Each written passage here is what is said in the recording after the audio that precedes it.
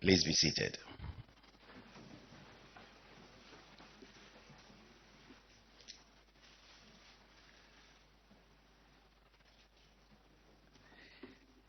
Mr. President, Honorable Chief of Staff, senior government officials and ministers present, Chairman and members of the Committee of the National Economic Dialogue, ladies and gentlemen, our friends from the media, good evening. On behalf of His Excellency the President, I welcome you all to the presentation of the final report on the National Economic Dialogue held in March 2025. May I now invite the Minister of Finance in the person of Dr. Kesel Atuforsen to give us a welcome remark. Shall we please welcome him with a round of applause? Thank you. Your Excellency, senior government officials, this afternoon, the Planning Committee of the National Economic Dialogue 2025 are here to present their report. Your Excellency, on the 3rd of February 2025, you announced a set of team led by the famous Ishmael Yamson to organize a national economic dialogue. They successfully organized the economic dialogue on the 3rd and the 4th of March 2025. Your Excellency, it is on record that the dialogue was one of the best. The content was quite interesting, and the outcomes were so clear for all of us to witness. Today, exactly 3 months after the conference on the 4th of March, today, 4th of June, they are presenting their report. We are all aware that a lot has changed since then. I recall at the time of the conference, inflation was trending 22%. Today, inflation is 18.4. That signifies that a lot has happened. At the time, the currency was about 15.5 to the US dollar. Today, we are talking of 10.29. So clearly, a lot has happened since the dialogue. And we believe that it's early days yet, and things will even continue to be better. Your Excellency, I introduce you the chairman and his team that organized the National Economic Dialogue. Thank you very much.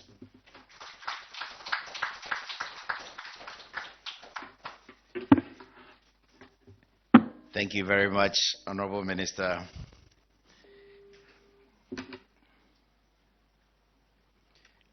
I have been directed, with the permission of the chairman, to introduce members of the Planning Committee of the National Economic Dialogue. So, Mr. President, may I kindly do so? Dr. Ishmael Yamson, Chairman, please. Thank you. We have Professor John Gachi. We have Ms. Nelly Mreku, Member and Secretary to the Planning Committee. We have Mr. Anthony Sapong, Member. We have Honorable Seth Emmanuel Tekwe, Member. Mr. President, there are 4 members who are not here with us, and with your permission, we would want to acknowledge them, please. Dr. K.Y. Amwakon, Mr. Mohammed Samara, Mr. Ernest DeGraft Ejir, and Dr. Nimoy Thompson. Thank you very much. May I now invite the chairman of the Planning Committee of the National Economic Dialogue to do the presentation, please. Sir, we please welcome him with a round of applause.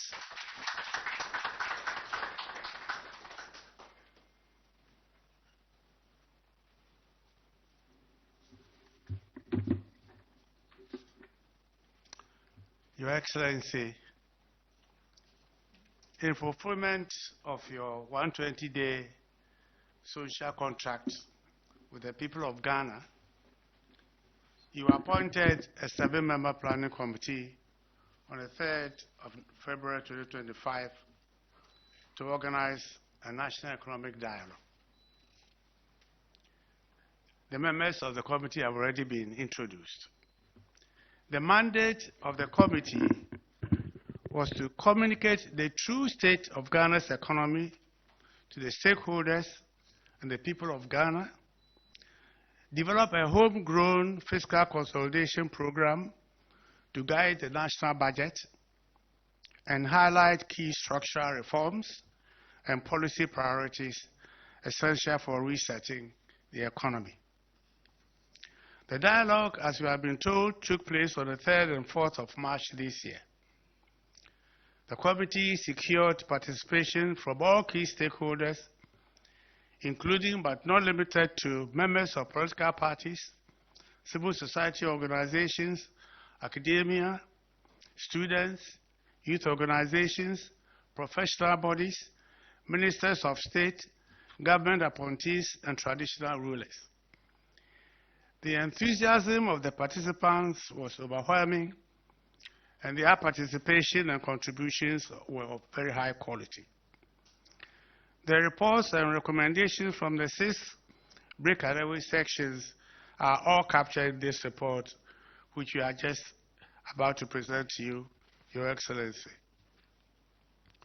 The breakout sessions focused on 6 thematic areas, namely macroeconomic stability and resetting confidence in Ghana's economy. 2, growth with depth, achieving inclusive and sustainable economic transformation. 3, private sector-led growth, unlocking the full potential of the private sector in national development and economic growth.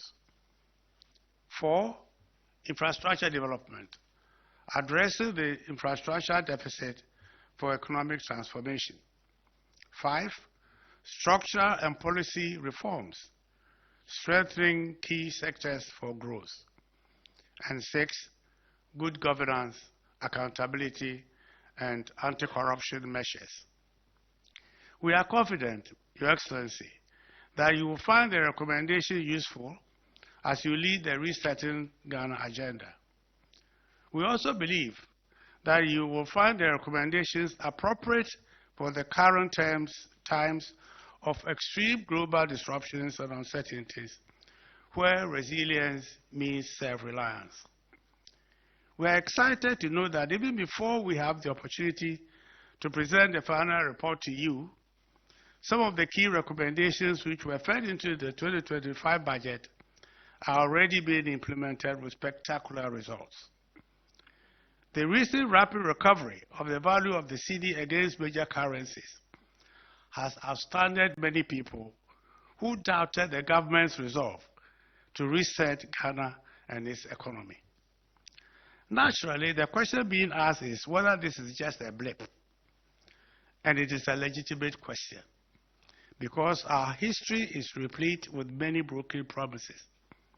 However, Your Excellency, we believe that the progress being made now is sustainable, and Ghana can create a macroeconomic environment which is stable and a country which is attractive to investors, both local and foreign, over the medium to long term. What is required is to ensure that the current drive to reverse some of the fundamental variables that create the macroeconomic instability is sustained. Additionally, the recommendations in this report, which relate to other structural reforms, particularly in the energy and cocoa sectors, if executed expeditiously and with passion, should successfully create a stable and prosperous Ghana, different from what we have ever seen in the past. Your Excellency, as it was pointed out in the briefing paper to the committee, countries that have successfully overcome the middle income trap show the importance of a permanent consultative process in which the authorities, the private sector, civil society, and international partners regularly discuss socio-economic and growth challenges, emerging opportunities and risks, and review salient experiences and policy actions in other countries. This provides timely inputs and feedback to decision makers on implementing strategy and amendments to policies and institutional framework to successfully meet the government's vision. Success will eventually be measured by the government's ability to provide concrete solutions to challenges facing citizens and regaining policy credibility and trust. We wish, therefore, to respectfully request for your consideration that the National Economic Dialogue should be constitutionalized into a permanent consultative mechanism.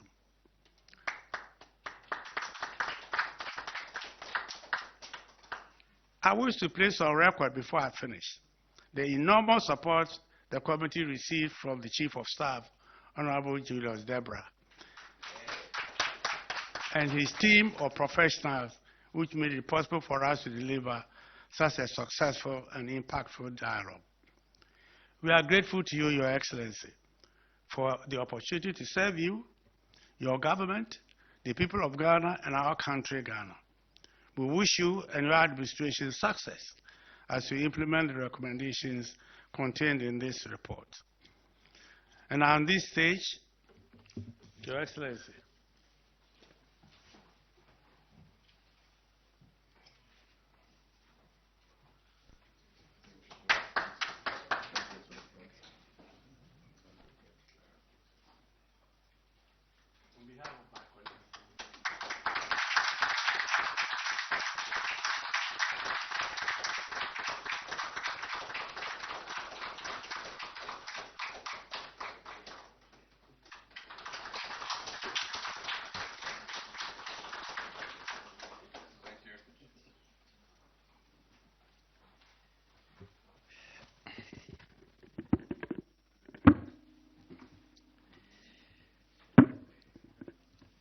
I believe the chairman and the committee deserve another round of applause, please. Indeed, the National Economic Dialogue has created a structured discussion and consultative forum that brings various stakeholders, including government officials, business leaders, civil society, academia, in addressing our economic challenges. So we need to applaud them for this work done. Thank you very much, Chairman and the members of the Planning Committee. At this juncture, I have the distinct honor and pleasure to invite His Excellency the President of the Republic to deliver his remarks. Shall we acknowledge him with a round of applause, please?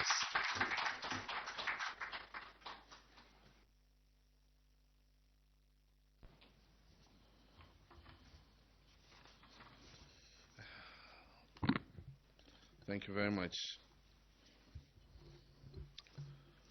Ministers of State, members of the National Dialogue Planning Committee, honorable members of Parliament, senior government officials, representatives of organized labor, employers, the media, distinguished guests, ladies and gentlemen.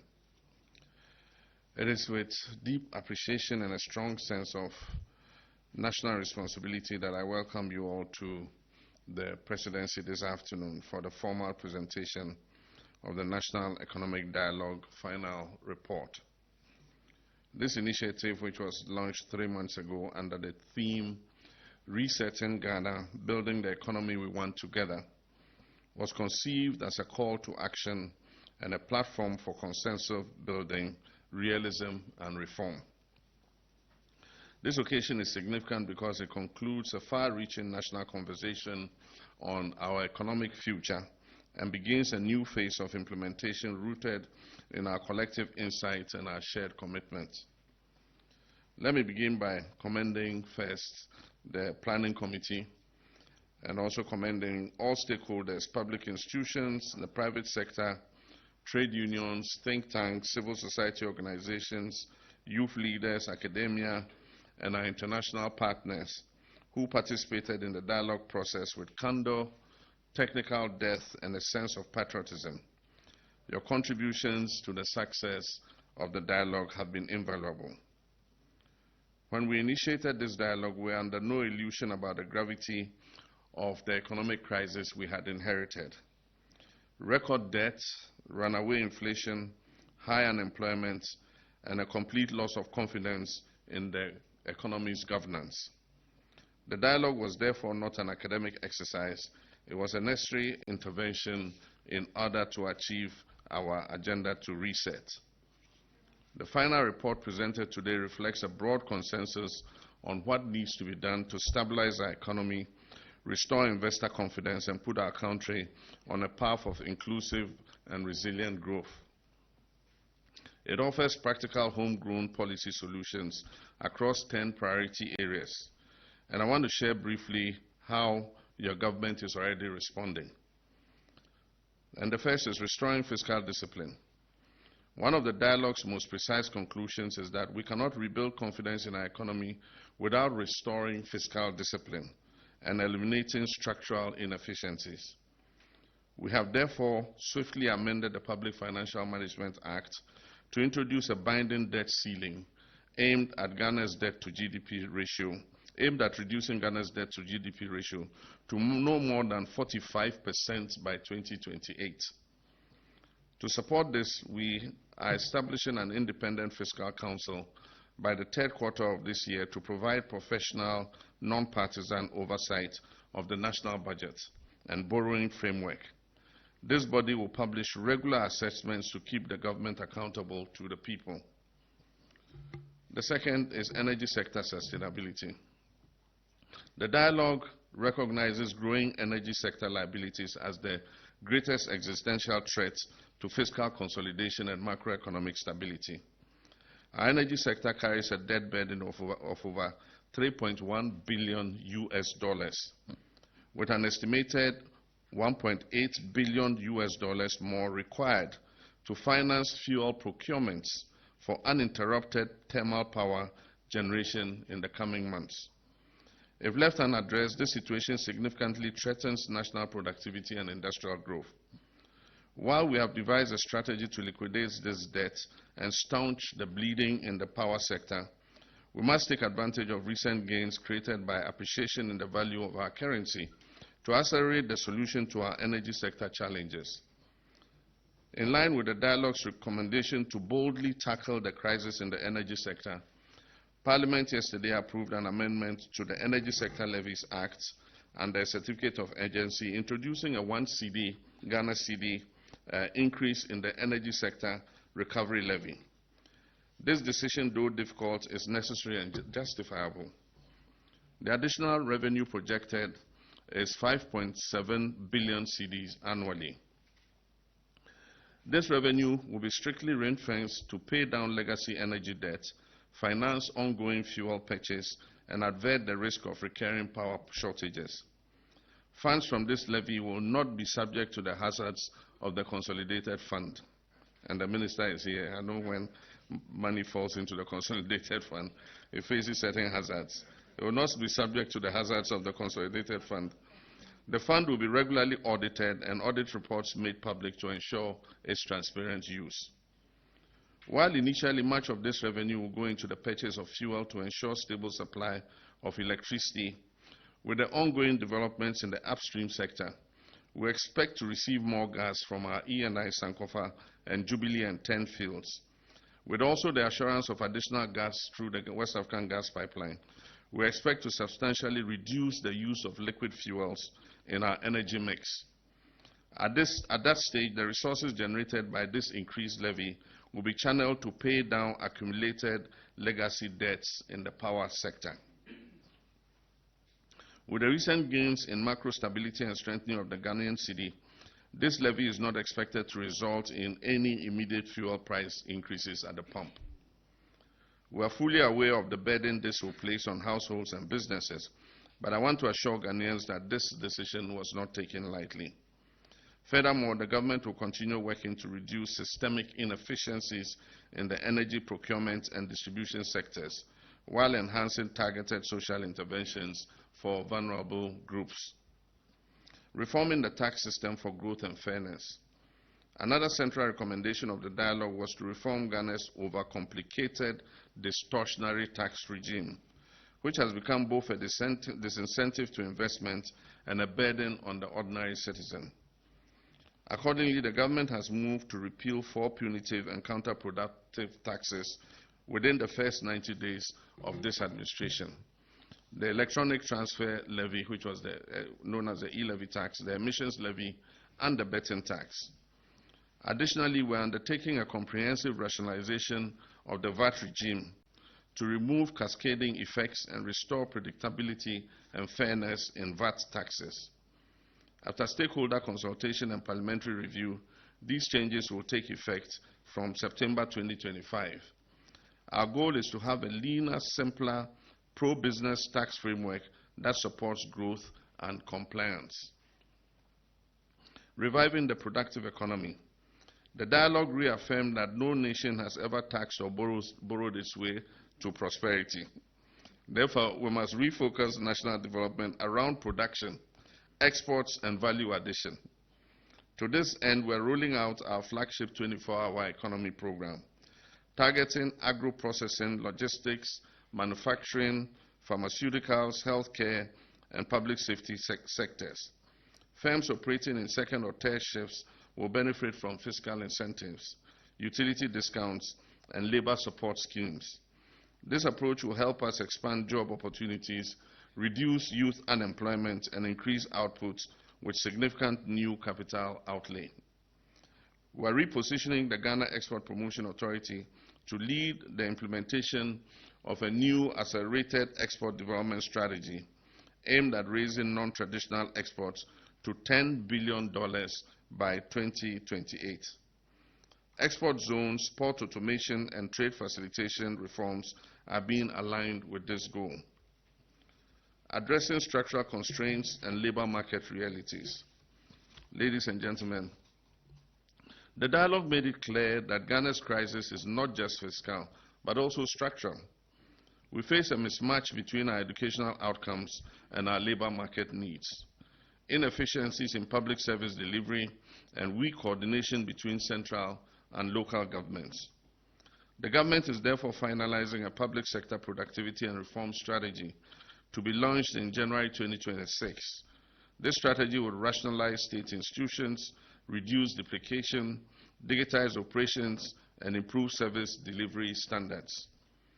Through the National Skills Development Authority, we shall align tertiary and technical education with Ghana's industrial and service sector priorities.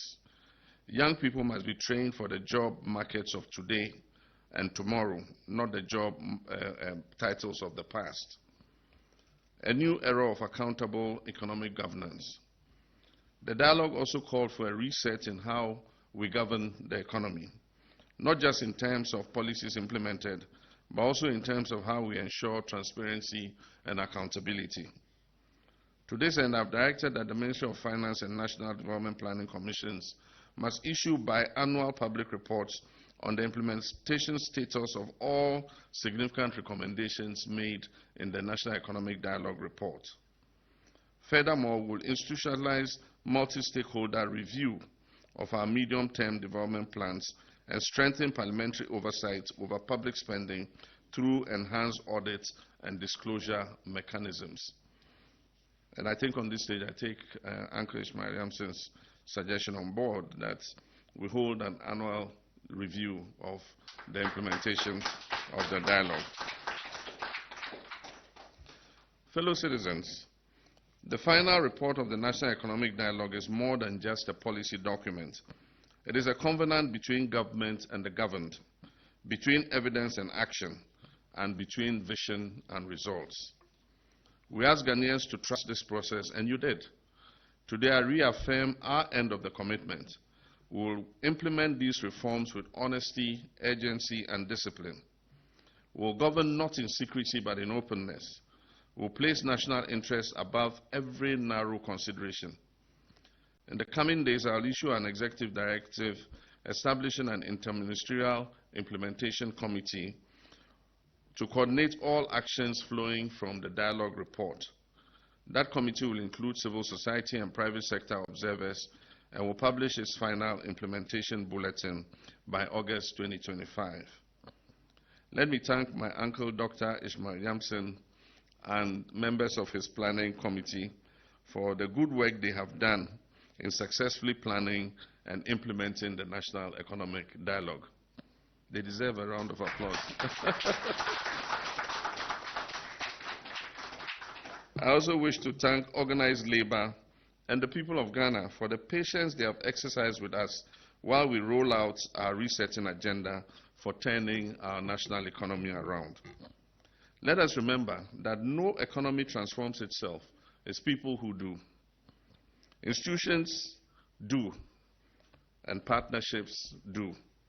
The challenge before us is great, but so is our resolve. Let us move forward together with courage and conviction. Let us reset Ghana not with words but with action. And let us build the economy we all want and that the future of our children deserve. And so I wish to thank the Planning Committee for the presentation of this report. May God bless our homeland Ghana and make our nation great and strong. Thank you.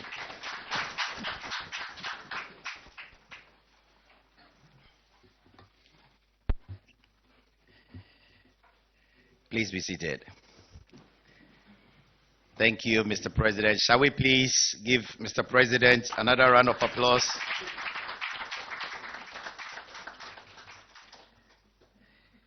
Thank you.